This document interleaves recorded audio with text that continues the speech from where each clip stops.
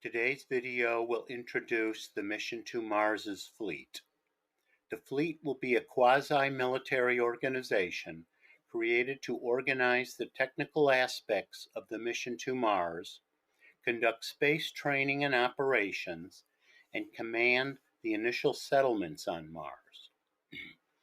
Each member of the Earth Embassy will be required to be a member of the fleet, with a service obligation of 28 consecutive days per year. There will be a small full-time staff and some chances for extended periods of duty for some members, such as for pilot or medical training.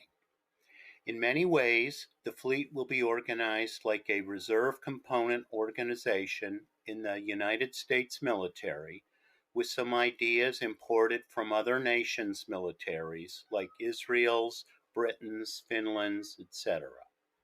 The fleet will be organized into regiments. Units such as Engineer, Military Police, Marine, Space Operations, Space Operations Support will constitute the core of the fleet. In addition, the fleet will run the main hospital, a military academy, and a science and research center. This research center will be the focal point for the scientific and engineering information necessary to transfer the people, equipment, and businesses of the Earth Embassy to Mars. There are many reasons to create the fleet. Three of the biggest initial reasons are: 1. To provide a central system to train for, organize, and conduct operations in space and on Mars. 2. To serve as an engineering decision maker for the mission to Mars. And 3. To provide a quasi-military organization with commanders and a chain of command to guide the space operations and command initial efforts on Mars. Hopefully, it will be obvious that the fleet, especially given its status as a quasi-military organization, will be eminently organized to accomplish these missions. I will not further discuss these matters today. As for the engineering aspect, while the fleet will likely never actually build spacecraft, it will let contracts to businesses that the fleet has decided provide the best designs and most cost-effective ideas to build such spacecraft. In this sense, the fleet will operate much like the U.S. Air Force or NASA, which coordinates the design and construction of desired hardware.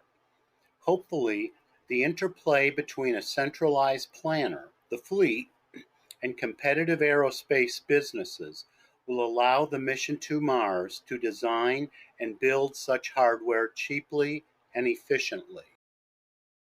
Since everyone at the Earth Embassy will be in the process of purchasing his ticket to Mars, some organization must be available to train these people. Again, it seems that a quasi-military organization like the fleet can achieve this role efficiently, especially during the annual training periods each Earth Embassy resident must attend.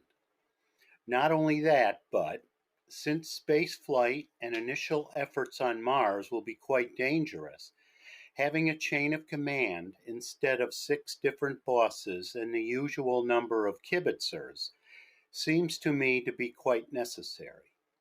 Fleet officers will command these early efforts, so it would seem that the fleet is the obvious choice both to train for these missions and to install in everyone at the Earth Embassy that measure of discipline necessary to accomplish those dangerous missions.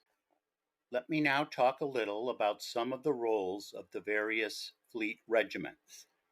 The engineer regiments will concentrate on engineering the aspects of the mission to Mars. The units of the engineer regiments will likely be quite varied, much more so than most other regiments. For example, some units will concentrate on designs related to Mars colonization. Another unit will be in charge of building the Earth Embassy. Still another will work on creating what will be necessary for the mission to Mars spaceport, and still others will work on the design of the various spacecraft the mission to Mars will need. The Space Regiment will concentrate on space operations and such training as is needed for the mission to Mars pilots. The Space Operations Regiment will conduct launches and other activities associated with launching humans and rockets into space. The Marine regiments will be composed of mostly young, physically fit people who will provide muscle power at the Earth Embassy when construction and other equipment is lacking. On Mars, these Marines will do surveying, exploration, and other missions that require long-distance movement, especially since vehicles for use on Mars's surface will not be likely an initial priority. The Military Police Regiment will be responsible to ensure public safety, security, and enforcement of Mars's rules and laws. There will also be some sort of auditing and detective unit in the regiment to ensure that financial shenanigans are kept to a minimum, as the finances of the mission to Mars will be both complex and comprehensive. Hard currency such as US dollars and euros will be collected from residents at the Earth Embassy, and a local currency and e-payments substituted for them. Such sums need to be safeguarded and Mission to Mars rules followed closely to ensure that honest people stay honest and that dishonest ones are dealt with appropriately. Likely, a spirit of all for one and one for all will prevail throughout the mission to Mars.